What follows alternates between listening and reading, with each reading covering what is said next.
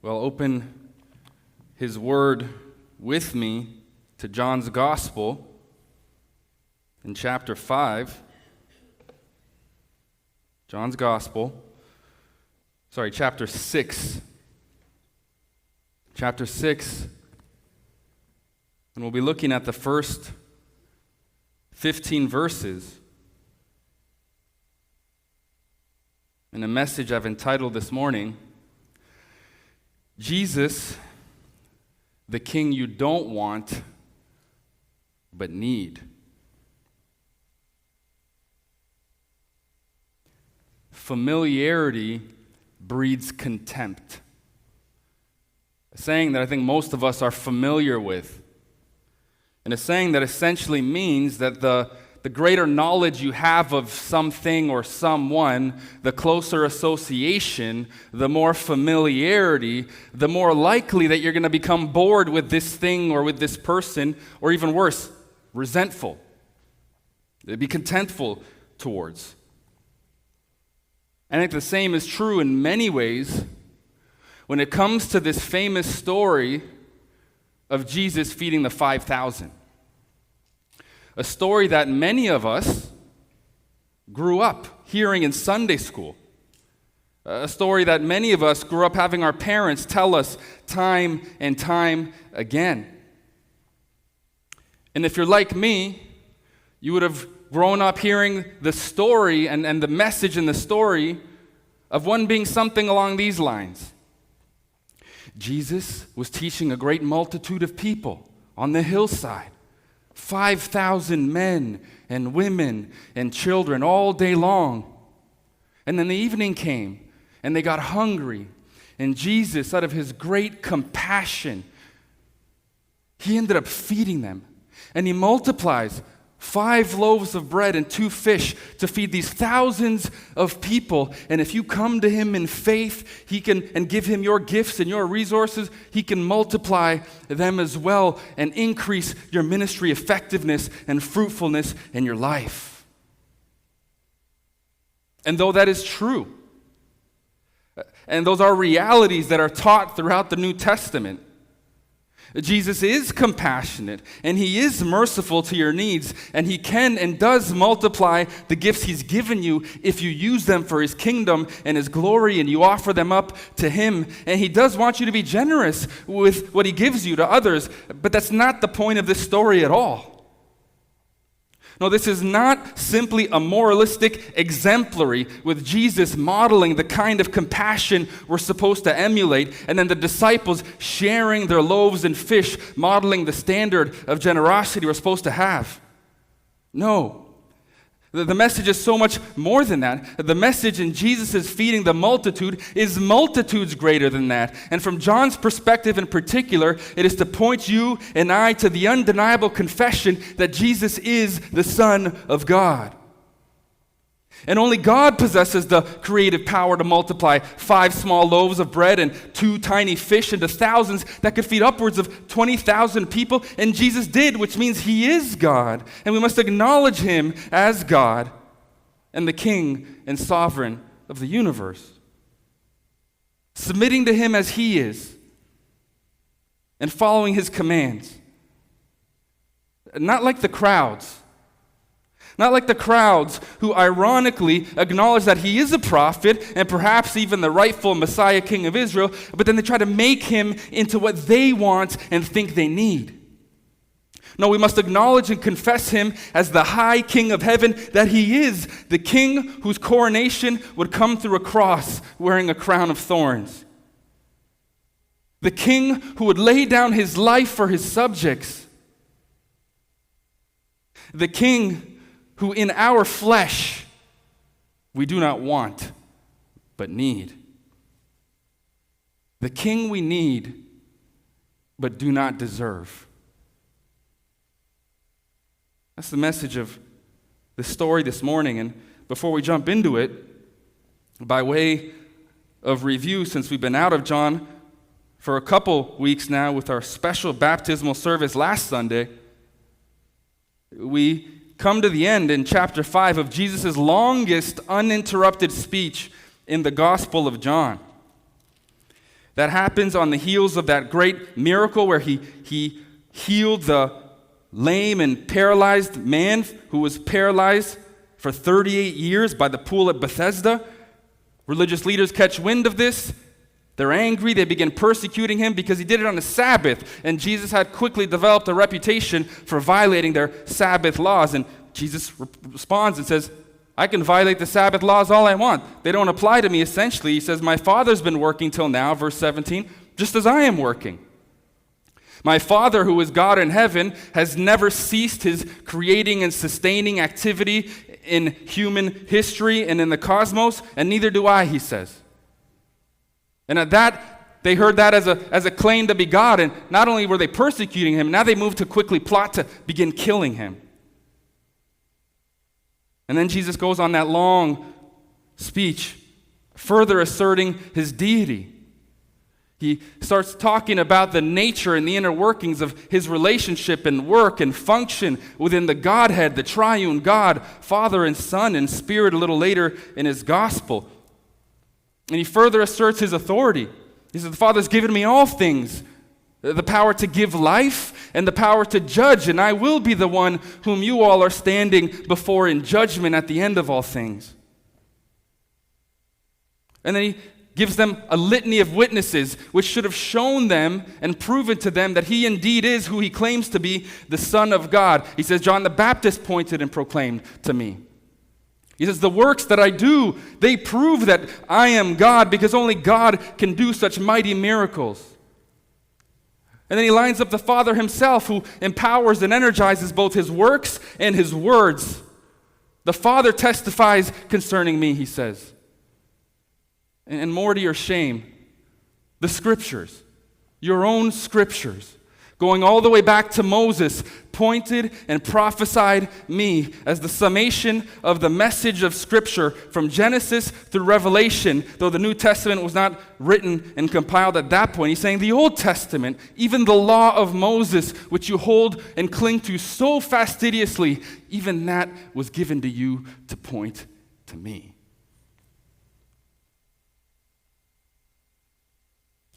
And yet, as religious as the Jewish leadership was, as fastidious as they were, as many scholarly badges as they flaunted on their sleeves, as wise as they were in their own eyes, yet they couldn't see this about Jesus. They had no understanding as to his identity as the Son of God. And evidently, not only them, but the crowds of people thronging about him early on that dogged his every step in his ministry, even they too were evidently ignorant to his true identity as the Son of God. And that's what we see here this morning as we change scenes and stories. And John goes to a different point in Jesus' ministry, and we pick that up in chapter 6, verse 1. He says, after this, Jesus went away to the other side of the Sea of Galilee, which is the Sea of Tiberias. After this, or after these things, depending on what translation you have in your hand, that's John's way of moving the sequence of Jesus' life and ministry and teachings forward without necessarily any concern for the chronology of events and sayings and actions within his ministry himself. No, John, the gospel writer, does not write like Matthew, Mark, and Luke, the synoptics, who seem to be more concerned with chronology if you compare the four together. They're more accurate with the precise timing and sequence of events and sayings and actions within Jesus' ministry. And not so much with John. So he moves, we don't know how much forward, weeks, perhaps months. He changes scenes, which before was in the temple in Jerusalem in that long speech, and now suddenly he says, after these things, some time after, Jesus went away to the other side of the Sea of Galilee, which is the Sea of Tiberias. That's an explanatory note. But why does it have two names? It was popularly known as the Sea of Galilee, right? Galilee, the region in northern Israel, Judea in the south. But in AD 20, Herod Antipas had actually renamed the city along that coast there Tiberias in honor of the Emperor Tiberius. And as time went on, evidently that lake took also the name of the city, Tiberias. So much so that probably by John's day, and the time he's writing this gospel in about AD 80, 85, years later, decades later, that's probably how it became commonly known. And so he adds the explanatory note. It was Galilee back in Jesus' day, and perhaps it's now the Sea of Tiberias, more commonly known. And he goes away to the other side. And by other side, he doesn't mean from the Jewish western side to the eastern Gentile side. And we're going to see that in a minute. He means from north to south. He's kind of traversing or traveling by boat in Galilee from north, probably somewhere close to Capernaum, a little further south, a few miles to the city of Tiberias. And why is he doing that? Well, why does he get in a boat now and travel along the shore of the Sea of Galilee, still in Galilee, from Capernaum to Tiberias? So we see this kind of in verse 2, but you see it even more specifically in Mark's account of the story. In Mark 6:30, if you go there, he tells us that he's looking for a desolate place to get away from the throngs of people who are swarming him wherever he goes. He's looking to get away from them because these crowds will not give him any peace, and he needs some time of peace and of solace and of quiet with his disciples. And that's what you see happening. Back to John 6:2, he says, and a large crowd was following him because they saw the signs that he was doing on the sick. So they see the signs that he's doing on the sick. His reputation has been quickly preceding him, and everybody wants a piece of Jesus. So much so that it's hard for him to get any peace and solace, and he had a habit of seeking out those peaceful, quiet moments so he could commune and be in fellowship and in prayer with the Father. And he'd often do so by retreating to these, what Mark calls desolate places, peaceful places, in the wilderness, on the hillside, the Mount of Olives. And so he seeks this place out. And the crowd is following him because they saw everything he was doing on the sick. And then verse 3. He's about to go up on the mountain. The people are following him. And actually, if you turn to Mark, he gives us an incredible detail as the people are following him. You say, wait a second. If he's in a boat and he's going south from north in Galilee, how are all these people, which we're going to see, the crowds, upwards of 5,000 men, plus women and children, how are they all going to follow him? Do they have enough time to even get on a boat? Do they have enough resources to charter a boat? Do they have enough boats to host 5,000 people in the Sea of Galilee quickly to chase him? No, that's not what happens. And we see the picture becomes complete when you turn to Mark's account of this in verse 32. He says, they went away in the boat to a desolate place by themselves. That's Jesus and the disciples. Verse 33, now many saw them going and recognized them, and they ran there on foot from all the towns and got there ahead of him. So I just picture this scene. They're chasing Jesus. Jesus gets on a boat just to get away from them who are constantly thronging, trying to touch him like the hem of his garment. If that story had circulated already about that woman in Mark 5 who just knew if she'd just touch a piece of his garment that she'd be healed. And so he needs some alone time. He gets in the boat with the disciples. He heads a couple hundred yards offshore, and he starts making his way south. They're by the shore, and they can see where he's going, and they continue to follow him. And as they're going from village to village, more people add to the throng and the hordes of people. The reputation spreads. They're telling everyone it's Jesus, this great miracle worker. And so it's just a snowball effect of people increasing in size. And evidently, they know where the next port is, where he's likely to stop next. And so they beat him to it. They run all the way around from north to south. And they beat him to his destination because by the time he arrives, they're already there. They're there. And what's interesting, Mark adds a note that John doesn't, that when Jesus sees all these people, he sees them. And though in the flesh and in his humanity, he's tired, he needs some quiet time, he perhaps needs some rest, some sleep, he sees these desperate people following him for miles, swarms of them. And it says he looks at them with compassion in verse 34, and he sees them as sheep without a shepherd. and he begins to sit them down and to teach them all day long, because he's concerned about their spiritual condition first and foremost. He needs to teach them the truth about the kingdom of God and God's true king.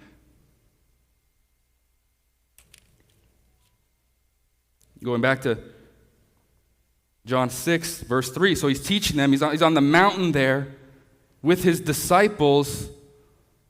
What mountain? We don't know specifically. It's a definite article. It says the mountain, but it just means like the mountainside, the hillside, the hill country. Probably not anyone in particular, just that general area. They're there in the hill country, and he goes up. It's the area that today has come to be known as the Golan Heights. And he sits down there with his disciples all day long with these crowds, just teaching them.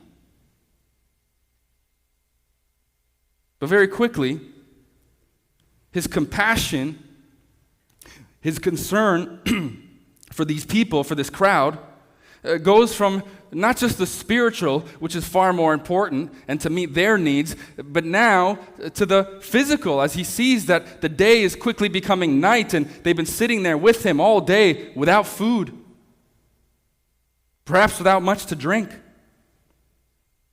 Verse 4, now the Passover, the feast of the Jews, was at hand. Why does he mention that?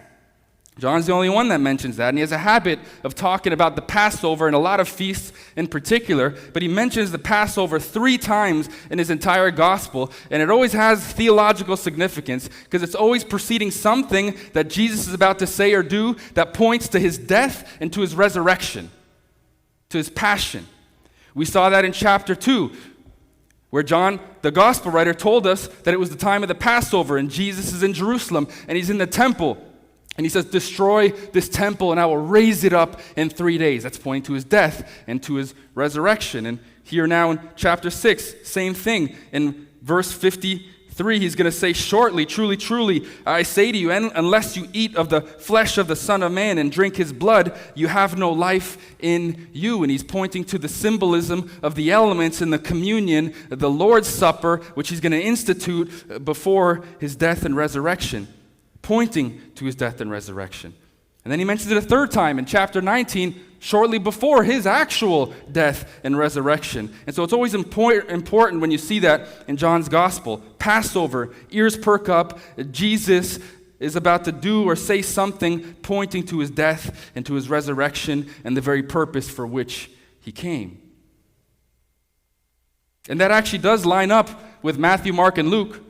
They don't say Passover, but if you go to their accounts, and especially Mark, in verse 34, 29 there, you see that it says that Jesus is going to sit them down, in verse 39, on the green grass. Green grass. In that kind of a climate, in the Mediterranean, it was arid, it was desert, it was dry. You'd only have green grass in the spring. It would already be burnt out by the hot summer sun in the summer, fall, and you certainly wouldn't have it in the winter. And so that green grass means it was spring. Spring is March and April. End of March, early April, it was the time of the Passover celebration, at the time of our Easter celebrations. So it really was that time, the time of the Passover. And day turns to night. And Jesus knows he's got to do something about all these people who are hungry and thirsty. Verse 5, lifting up his eyes then, and seeing that a large crowd was coming toward him, Jesus said to Philip, where are we to buy bread so that these people may eat? So now, for the first time, since all the way back with the woman at the well in Samaria, the disciples are mentioned. They re-enter the gospel story according to John. And he identifies Philip specifically. Out of all the disciples he could have named, he names Philip. And Philip, you'll recall, is the one whom Jesus directly in chapter 1, verse 43 said, follow me. And he did. He follows him and he immediately goes to his friend Nate and he says, Nate, we have found the one whom the Moses and the prophets prophesied, Jesus of Nazareth, the son of Joseph. Come and follow him. And he does. But why does he pick Philip? Probably because Philip in that same context in chapter 1, verse 45, that we're told he's from the area of Bethsaida, also a small fishing village near Capernaum in Galilee. And so primarily, it's likely because Philip knows the area better than anyone. And if anyone would know where to go to get food to feed such a multitude, it would be Phil. So he says, Phil, it's getting late. The people are hungry. We need some food. Got any ideas? But that's not primarily the reason why he asked Philip, because he was familiar with the region. No, we see the real reason, the primary reason why he asked Phil in the next verse. Look at verse 6. He said this to test him, for he himself, that's Jesus, knew what he would do. So Jesus already knew what he needed to do and what he indeed had the power to do, but he asked him specifically and purposely and intentionally to test him. Test him. Peirazo, an interesting word, can be translated to test or to tempt. And it often in the Gospels, Matthew, Mark, Luke, and John, has that negative connotation of trying to solicit somebody to do evil, to fall into sin, to tempt, like Satan in Jesus' 40 days in the desert, tempting him. That's the idea of the word. But it's actually just a neutral word, and it could simply mean to test, and that's the sense in this particular passage. Jesus, of course, is not trying to solicit Philip to do any evil. No, he's just trying to test him. And by extension, Andrew and the rest of the disciples, to see if they really know the answer to the question. Because they've already been spending quite a bit of time with Jesus at this point in his ministry. They were there at the wedding in Cana when Jesus turned water to wine.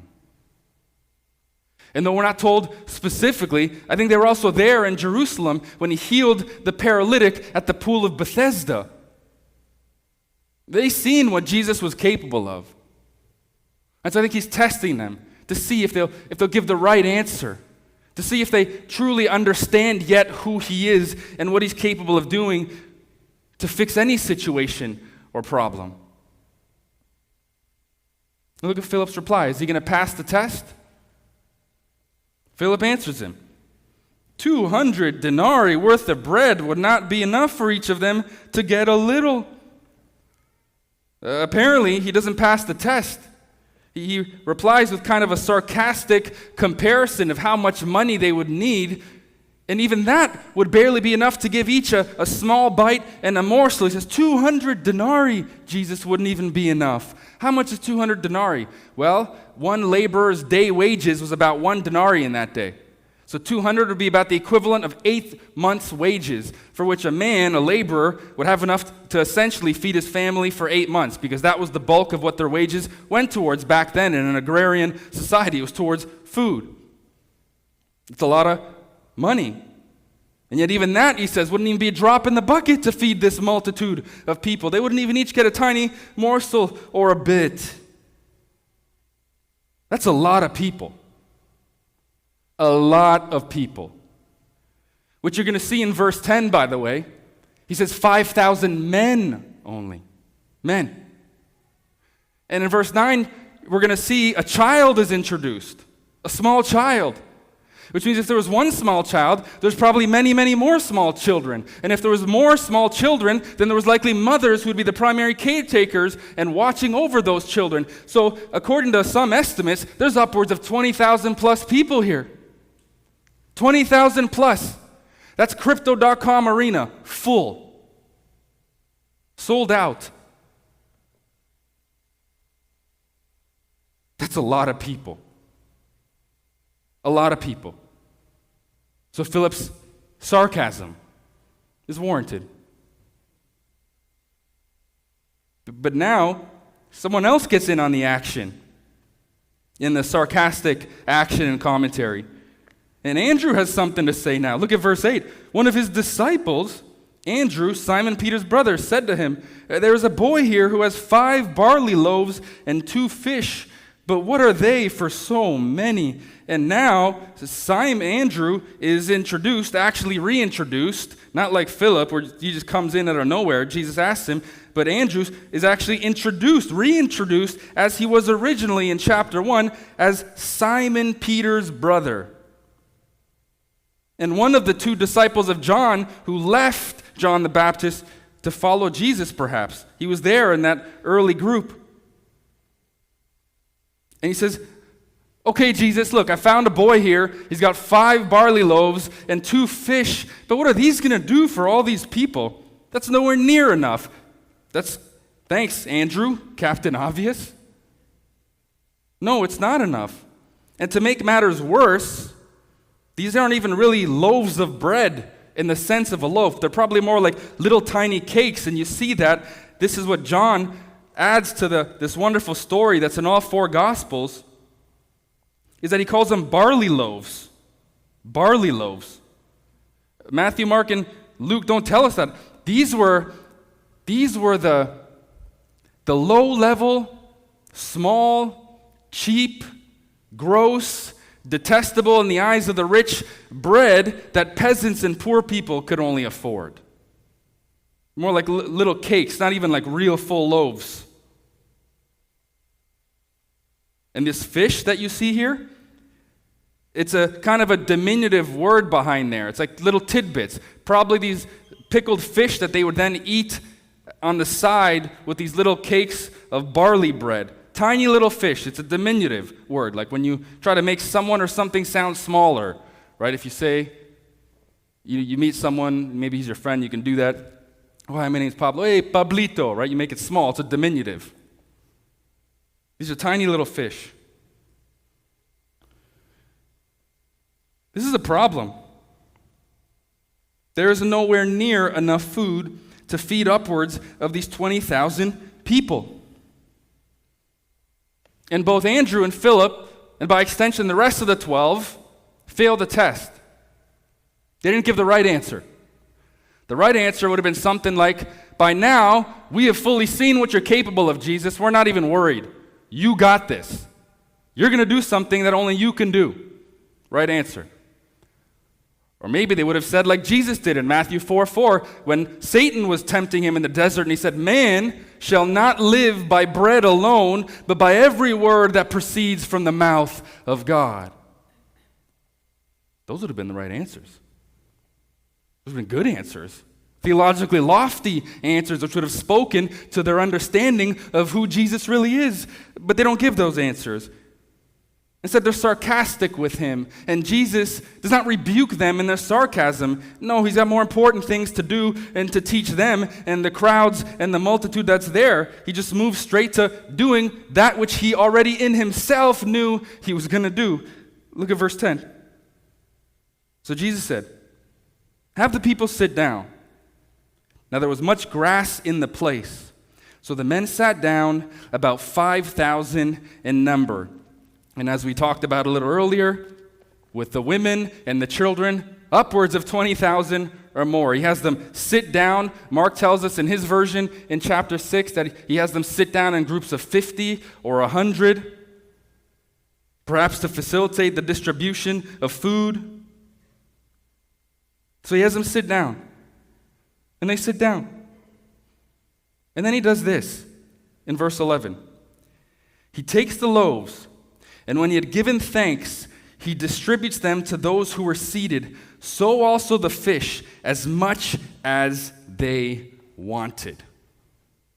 So Jesus takes those 5 small barley loaves, and he takes the fish, and then it says he gives thanks, which means thanks to God. The typical blessing or prayer that the Jews would use in that day before a meal, and certainly before the Passover.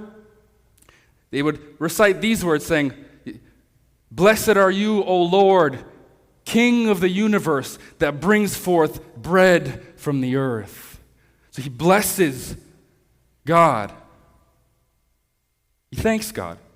To bless God is to thank God. That's how they did that. And notice, though, what he blesses. He blesses God, not the food. And I say that because a lot of us Christians today, which is not inherently a bad thing, we have a habit of saying something along these lines before we pray for food. Lord, please bless this food to our bodies. Nothing inherently wrong with saying that. It's a good thing to ask, especially if you're about to consume something healthy, which will indeed be a blessing to your body. Your body will be blessed by eating good, nutritious, mineral-rich foods. But not a good thing to pray if you're about to sit down and crush a Big Mac or a Whopper or some greasy Pizza Hut. Say, Lord, please bless this food in my body. That food is not going to be a blessing to your body. It's probably going to be a curse, if anything. No, not at all. And unless you have the view of communion, of the Eucharist, that the Catholics do, the transubstantiation, unless you really believe that just like the Catholic priest, right before you're about to crush 2,000 calories in one sitting, 120 grams of fat, bad fats, 300 grams of carbs, 1 liter of Pepsi, and a supersized fry, unless you really believe that in that moment, like the priest, when you are blessing the elements, which are your food, he's blessing the cup and the bread, that after you bless it, it literally is going to change in property and substance to become something healthy, like a chicken salad. If that's what you believe, then different story. No, but Jesus blesses God, not the food. He blesses God, he gives thanks, and he begins to distribute it to them, all of them, as much as they wanted. So I could picture the scene. He's got the basket, and he just keeps pulling out of the basket, loaf after loaf after loaf, as he and the disciples are pulling loaf after loaf together and breaking and spreading, and the same thing with these tiny fish, endlessly, nonstop. For 20,000 people. This is going on for some time. This is endless barley bread and fish. Some of you like to enjoy, as I do from time to time, Red Lobster. Red Lobster has something called endless shrimp. $20, 2 flavors, as much as you want. You finish one plate, out comes the next. Finish that plate, out comes the next. One after another, endlessly. Until you'd explode, you could eat that many. That's how much they will serve you. And that's kind of the idea here, which, by the way, it's not a limited time offer anymore. For those of you who don't know, now you know, as of last month, they have endless shrimp all day, every day, any day of the week.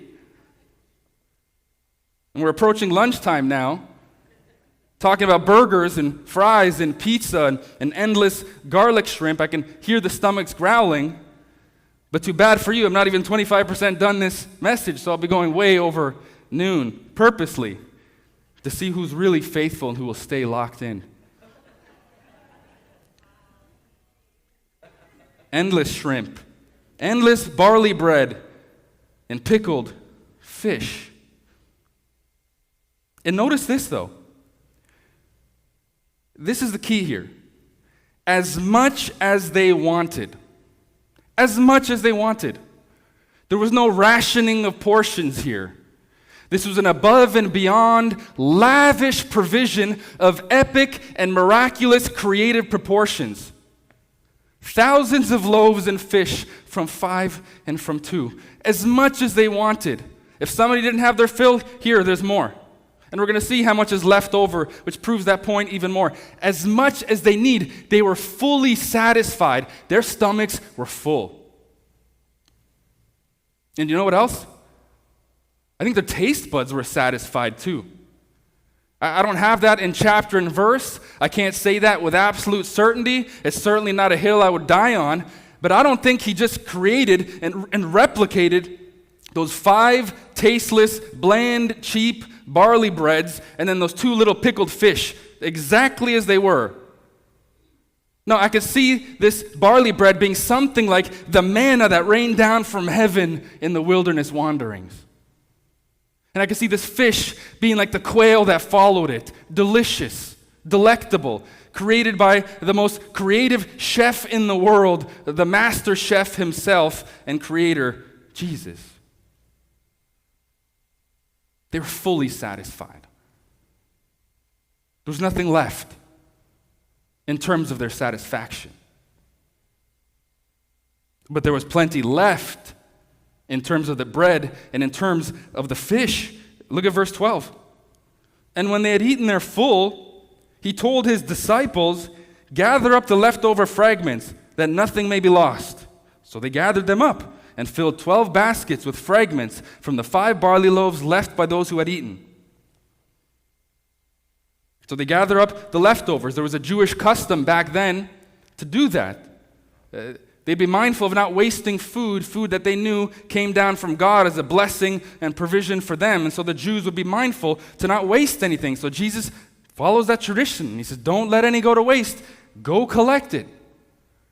A lesson for us here today who refuse to eat leftovers or who are quick to throw away a plate, a full plate. Maybe you go out to a restaurant. There's a lot of food there.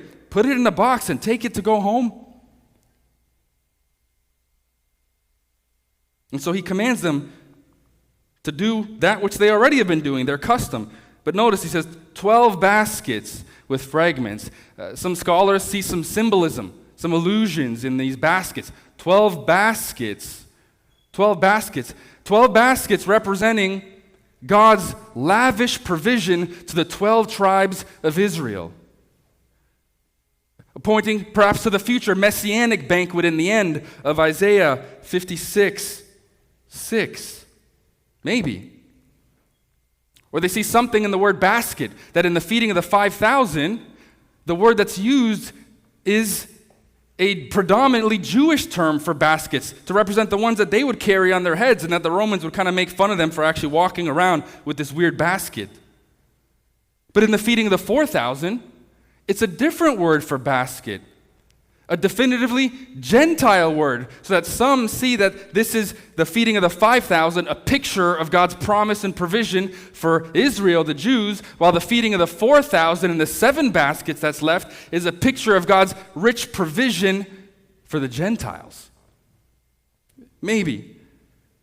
Those are plausible, perhaps even the actual significance and symbolism behind it. But we can't say that with certainty, certainly any degree of it. But what we can say at this point is that there's 12 baskets because there's 12 disciples.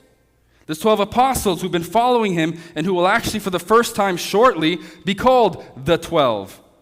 And so I think there's 12 left because there's 12 apostles, and each one of them did the job of helping Jesus as his assistants in collecting the leftover bread and fish. That we know for certain, at the very least. And how now, after witnessing what they had heard rumors of, some of these people, some no doubt had seen, some now have seen for the first time the kind of creative power that Jesus possesses. How are they going to respond? What are they going to do with Jesus? Verse 14. When the people saw the sign that he had done, they said, "This is indeed the prophet who is to come into the world." Which prophet?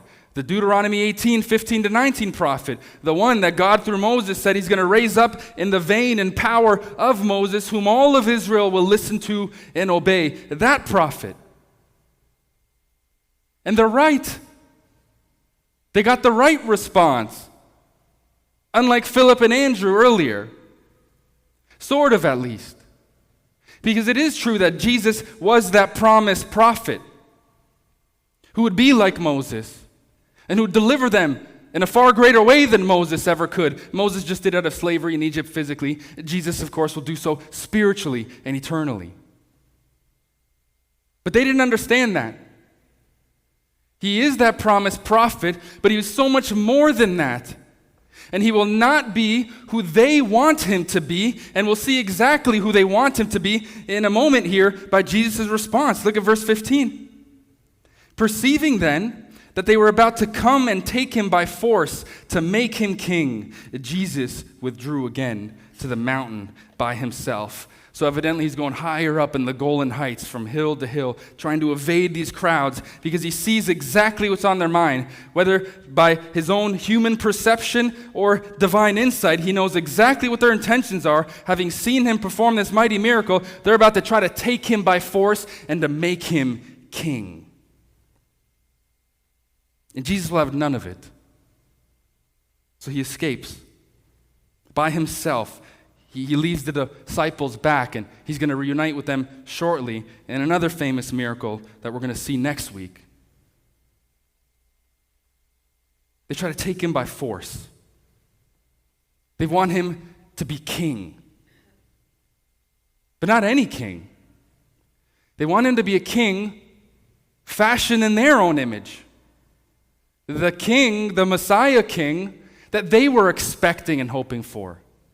The king who would come and knock off the Romans and free them from their subjection and slavery as a vassal state to Rome and set up the greatest kingdom in Israel's history to rule the world.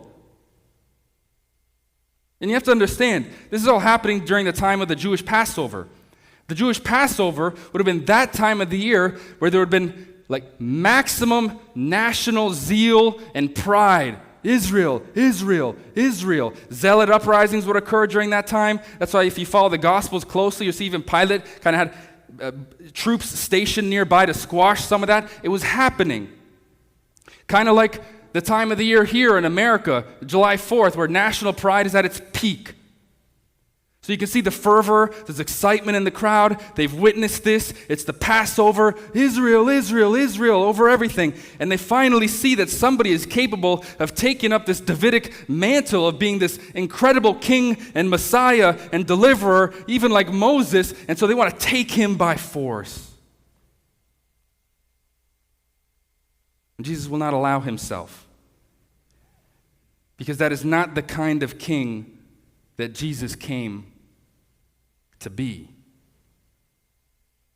That's not the kind of king that Jesus is. No. And as we come away from this story, in which familiarity has indeed bred contempt for a lot of us, I hope that these are some fresh insights that perhaps you didn't see in this story before. The first of which is that if you notice, John chooses words carefully in verse 5. He says, Jesus lifted up his eyes and he sees the crowd coming to him. He looks at them, he notices them, and as Mark says, he has compassion on them. As sheep without a shepherd. What does that mean? Lost. Lost. He knows they're lost. They're lost spiritually. They're lost and caught up in a false system of belief which has been teaching them that they can be good enough to earn God's forgiveness and righteousness by the performance of law, by the observance of law. And so out of compassion, he sits them down and he teaches them the truth about God's kingdom all day long. And he ignores the slights of human beings, mere human beings who dare to be sarcastic and insolent with the God and creator of the universe, from Philip and Andrew. No, he's not concerned about taking up his defense or right when he's disrespected. No, he's more concerned about meeting their spiritual and their physical needs, feeding his sheep. That's Jesus. And another thing that struck me is the sheer size of these crowds. Of this crowd. 20,000 strong, like Crypto.com arena. And he would generate these kinds of crowds all the time. This is not a unique incident in Jesus' 3.5 year ministry. All the time they would dog his steps. Just read the Gospel of Mark, even Matthew and Luke, you'll see that. Everywhere he went, incredible celebrity status.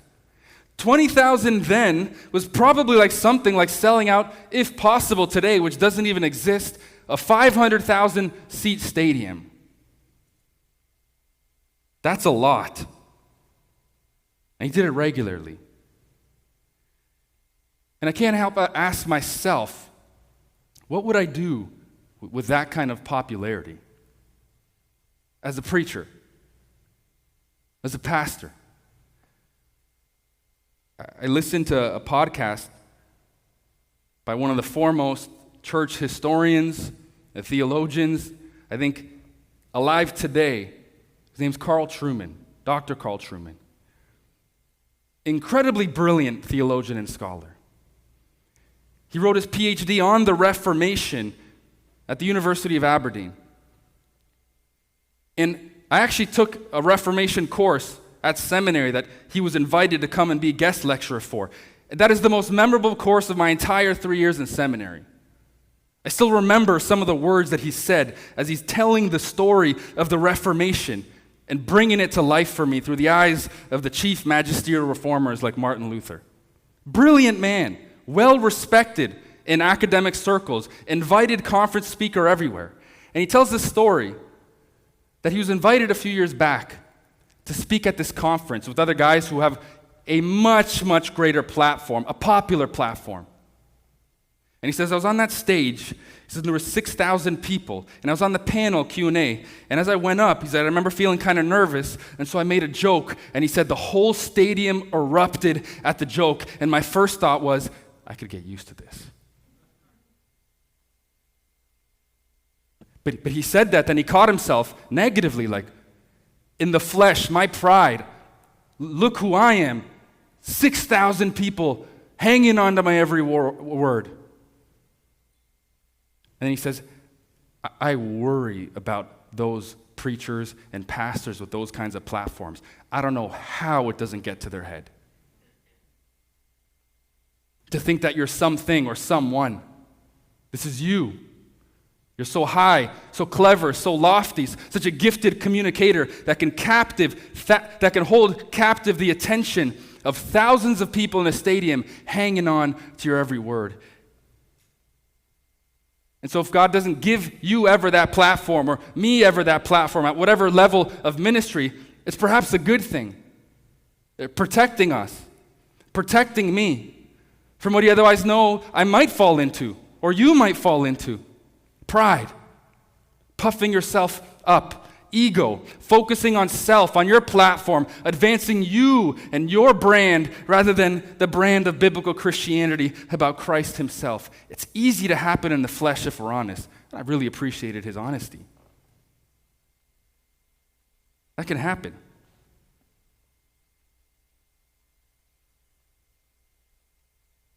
And another thing that we need to walk away from this text again this morning in a fresh reading, something that we touched on even last week during our special baptismal service. Notice the language here. They tried to take him by force and make him king. You can't make Jesus anything. We talked about that silly, trite way of preaching. Just come and make Jesus the Lord of your life. You don't make him Lord. You don't make him king. He is Lord and he is king. You can't make him into something that he is not. He is the maker of you and of the universe. You don't make him anything. And you certainly can't make him into what you want and what you think you need.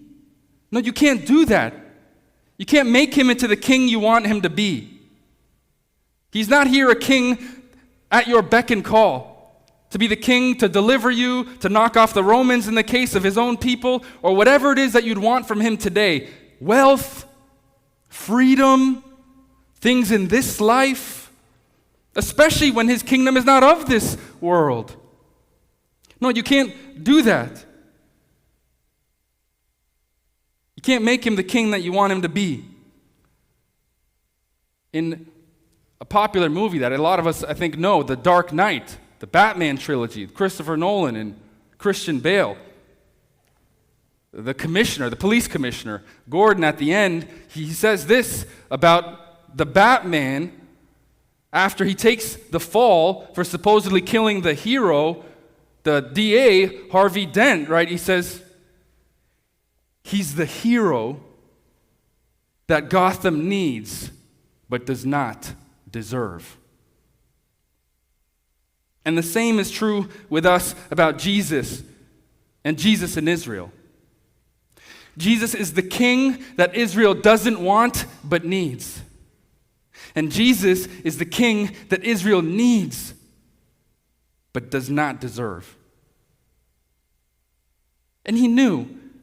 That's why he escapes. He knew the way of his kingdom and the triumph of his kingdom would not be by beating the enemy on the battlefield, but by dying and raising from the dead. He would go to Jerusalem, not to thrust the spear and bring the judgment, but to receive the spear thrust and to bear the judgment in himself. They couldn't have had it more wrong. They couldn't have had Jesus and his kingship more wrong. That's the kind of king that he is. A kind of king who will lay down his life for his subjects. What kind of king would do that? No king. I can't think of any king in human history in the greatest civilizations. They may have died in battle along with their soldiers and with their subjects, with their people, but they would never offer up their life to actually rescue their people. But they didn't want that kind of king. But he is king.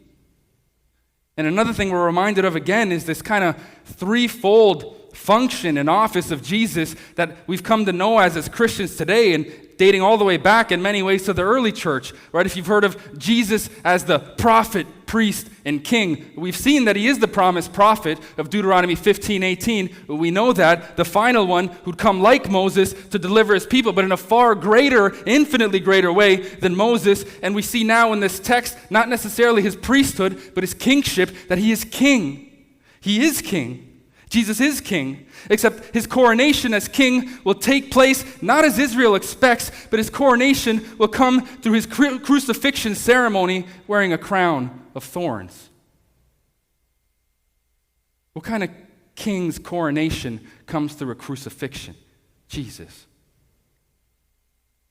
And after the cross, his priestly ministry begins as he takes the penalty and punishment for our sin on the cross, and as he now, at the right hand of power, continues to intercede for us as our high priest, as the writer of Hebrews says. He is prophet, he is priest, and he is king. That's who he is. And there's a phrase here that Jesus uses when he commands the disciples to gather up the leftovers in verse 12. He says, gather up the leftover fragments that nothing may be lost.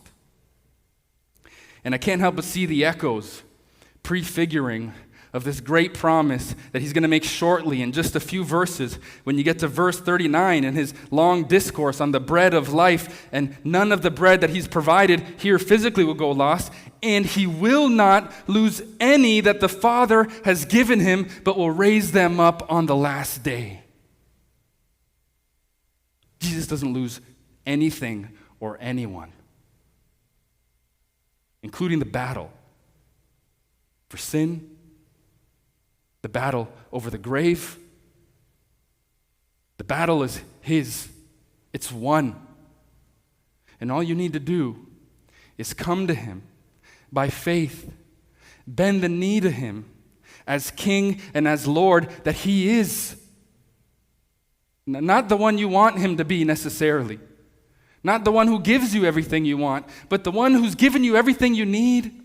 Forgiveness, salvation, heaven, hope, righteousness, reconciliation to God, peace with God, the peace of God which passes understanding, the love of God in you which you can now demonstrate and pass on and multiply to others in ministry as he multiplies the loaves and the fish. He's given you everything. He promises to give you everything you need, not that you want. That's the kind of king he is. But if you come to him, you need to acknowledge him as that he is king, that he is God, that he is Lord, and that he is Savior. And you'll be saved.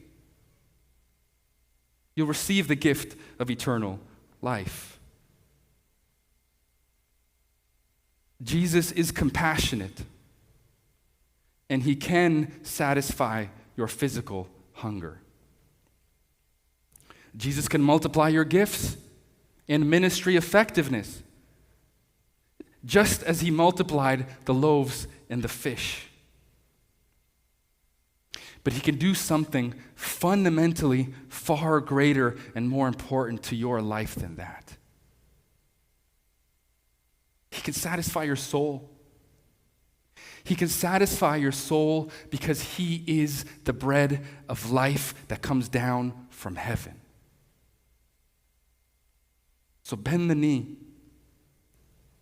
Acknowledge him as the glorious high King of heaven that he is, not as you would have him be. And he will give to you the kind of bread that leads to eternal life. That's his promise.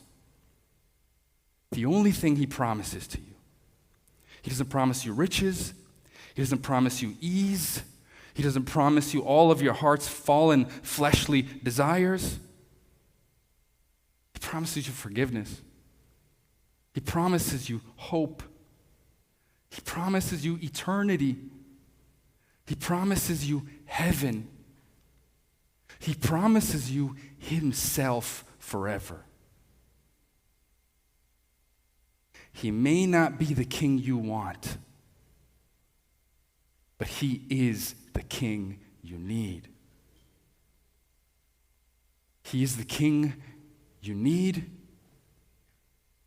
but the king you don't deserve.